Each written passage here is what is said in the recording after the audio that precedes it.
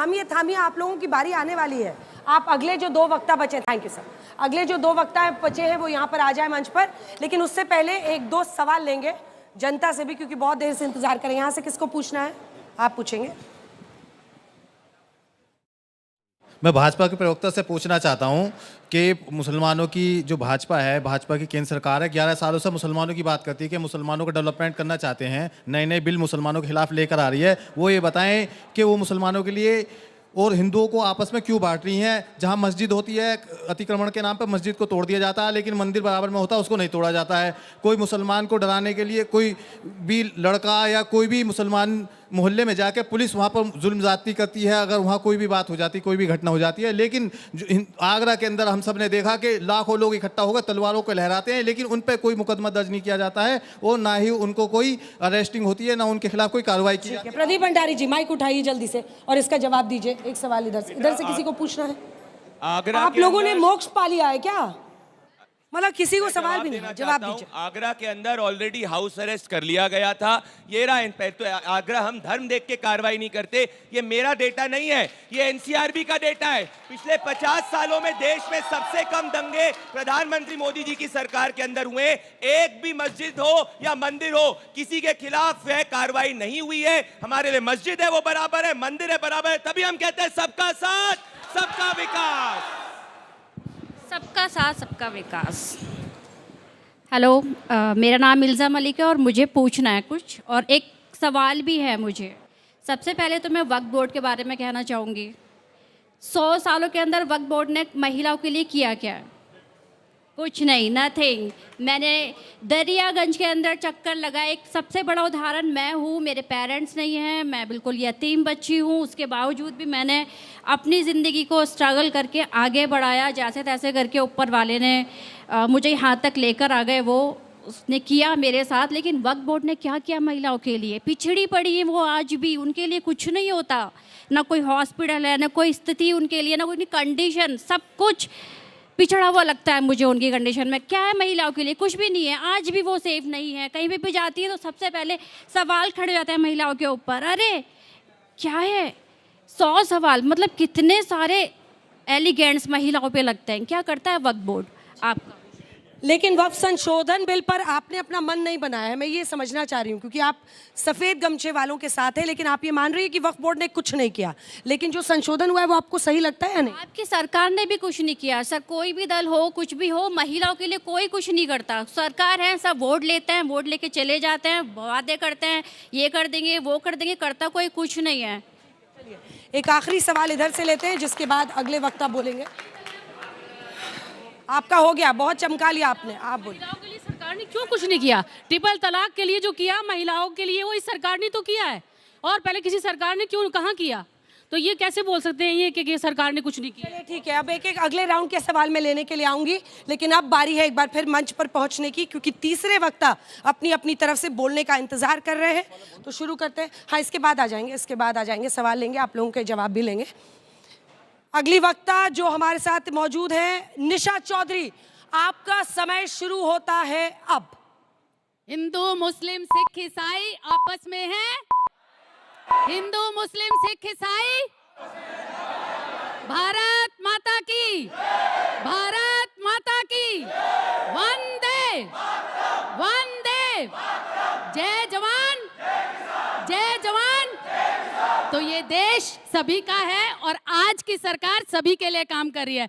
अभी एक बिटिया ने बोला कि सरकार ने नहीं किया, तो मैं सबसे पहले एक महिला होने के नाते महिला पक्ष की बात करूंगी कि आज तक मोदी सरकार में, एनडीए सरकार में जितनी योजनाएं महिलाओं के लिए आई हैं, आज से पहले पिछले 70 सालों में, 75 सालों में नहीं आई थी। तो आज उन योजनाओं को मैं गिनाना शुरू करूं तो शायद आज का पूरा कार्यक्रम खत्म हो सकता है, इतनी योजनाएं हैं। चाहे वो बेटी बचाओ है, सुकन्या योजना है। लेकिन आज मैं बात करूंगी अपनी मुस्लिम बहनों के लिए जो इस सरकार ने किया, वो है 3 तलाक की बात। अगर मैं बात करूं, इससे बड़ा सम्मान एक मुस्लिम महिला बहन बेटी के लिए नहीं हो सकता कि जिस तरीके से उनकी जिंदगी को रौंद दिया जाता था, आज वो पिता के रूप में हो, भाई के रूप में हो, बेटे के रूप में हो, अपनी बहन के लिए, अपनी बेटी के लिए वो सुरक्षा महसूस करते हैं, क्योंकि आज उनको कोई भी फोन पर या ऐसे नहीं कह सकता तलाक तलाक तलाक और उसकी जिंदगी बर्बाद हो जाए। ऐसा कानून ला करके मोदी सरकार ने जो बेटियों के लिए किया, जो मुस्लिम बहनों के लिए किया है, वो मुस्लिम बहनें समझती हैं। और यही कारण है आज मुस्लिम बहन बेटियां अपने परिवार से बताएं ना बताएं, लेकिन जब वोट डलता है तो वो एनडीए सरकार में डलता है, मोदी सरकार को डलता है। यही कारण है कि बार बार हम जीत रहे हैं और बार बार सरकार बना करके नई नई योजनाएं ला करके देश का सबका साथ सबका विकास की बात करें। आज कोई भी योजना ऐसी नहीं है जिसमें गांव में अगर वो योजना पहुंचाई जाती है, चाहे वो कोई भी महिलाओं के लिए योजना हो, कि उसमें छांटा जाता हो कि ये योजना मुस्लिम महिलाओं के लिए नहीं दी जाएगी। चाहे वो आपके मकान बनाने की योजना हो, शौचालय बनाने की योजना हो, हर योजना को सभी के लिए किया जाता है। और लोकदल चौधरी चरण सिंह हमेशा ही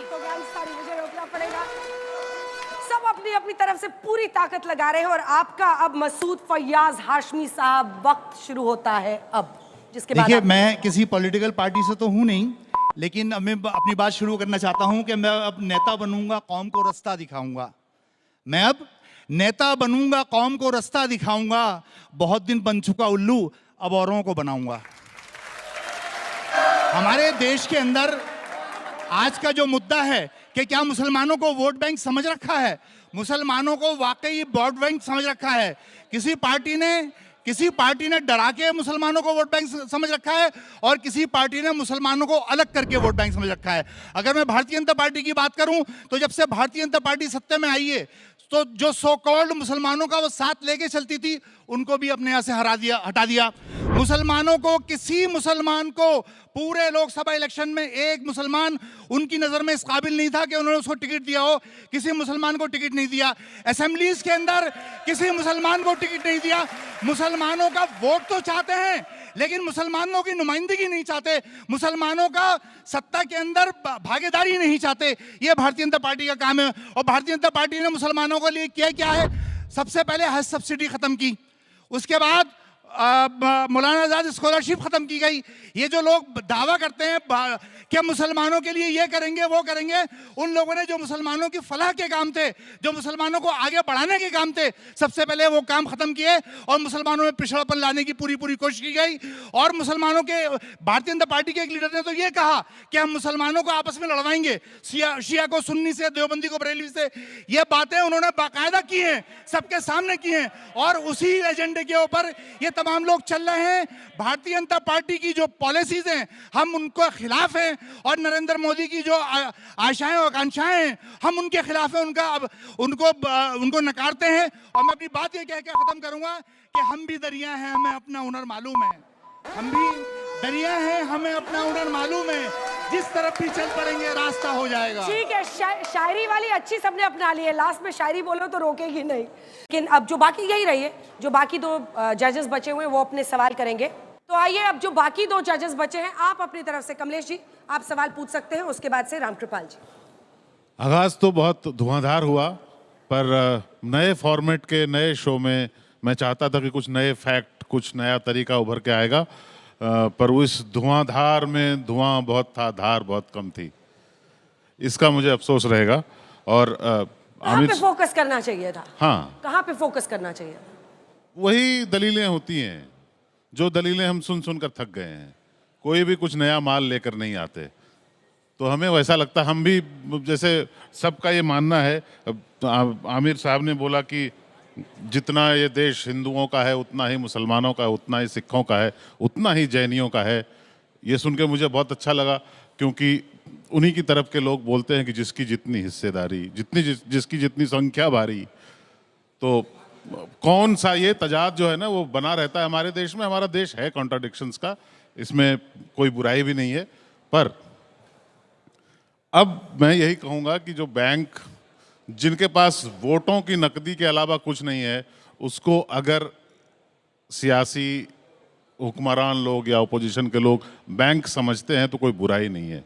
बैंक बने रहिए, किसी न किसी का बैंक तो बनेंगे ही, पर ये रखिए कि वहाँ पे ट्रांजैक्शन हो, बैंक लूटे नहीं। क्या बात है।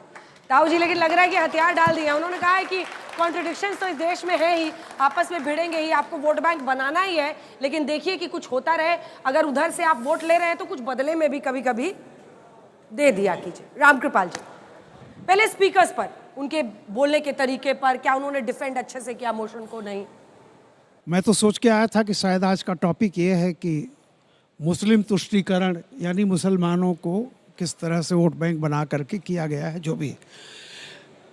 लेकिन यहाँ देख करके जो दृश्य है, जिस तरह से उधर से इधर लोग आ गए, तो मुझे बड़ा आश्चर्य हो रहा है कि वर्तमान आज की जो राजनीति है और जो मुझे ये दृश्य दिखाई पड़ रहा है, उसमें मैं केवल एक चीज़ कहूँगा कि लोकतंत्र की जो एक परिभाषा है कि बहुमत का शासन और अल्पमत का सम्मान। सच्चाई ये है कि इस देश में लगातार वोट बैंक की तलाश की जाती रही है, कभी हिंदू के नाम पर, कभी मुस्लिम के नाम पर। और निदा फाजली की एक लाइन है कि हिंदू भी मज़े में है, मुसलमान भी मज़े में, इंसान परेशान यहाँ भी है वहाँ भी। तो दिक्कत ये है, और सचमुच में तुष्टीकरण की एक पराकाष्ठा का उदाहरण दूंगा। सन 85-86 में सुप्रीम कोर्ट ने एक फैसला दिया था, और वो फैसला एक इंसान के पक्ष में सुनाया था, एक महिला के पक्ष में सुनाया था, बेवा के, कि इसको 150 रुपये 200 रुपये जितना भी है, वो तलाकशुदा थी, इनको हर्जाना मिलना चाहिए। लेकिन राजनीति ने उनको इंसान के अलावा देखा कि ये हिंदू मुसलमान के नज़रिए से देखा, और राजनीति ने अदालत के फैसले को बदल दिया। तुष्टीकरण का सबसे पहला उदाहरण वो था जो कि एक कानूनी ढंग से किया गया। मैंने सुरेन जी को सुना, और सुरेन जी अपनी पार्टी के एक कद्दावर प्रवक्ता हैं, बहुत जानकार हैं, बहुत वो है। और मैं कांग्रेस पार्टी के लिए एक ही चीज़ कहूँगा आप लोगों से, जिस तरह से यहाँ बहुत संख्या कम होती गई कि पुराने दौर का सिक्का हूँ, मुझको फेंक न दे, बुरे दिनों में मुमकिन है मैं भी चल जाऊँ। तो कांग्रेस पार्टी इस देश में करीब 60 साल राज की है, मेरी बहुत शुभकामनाएं हैं।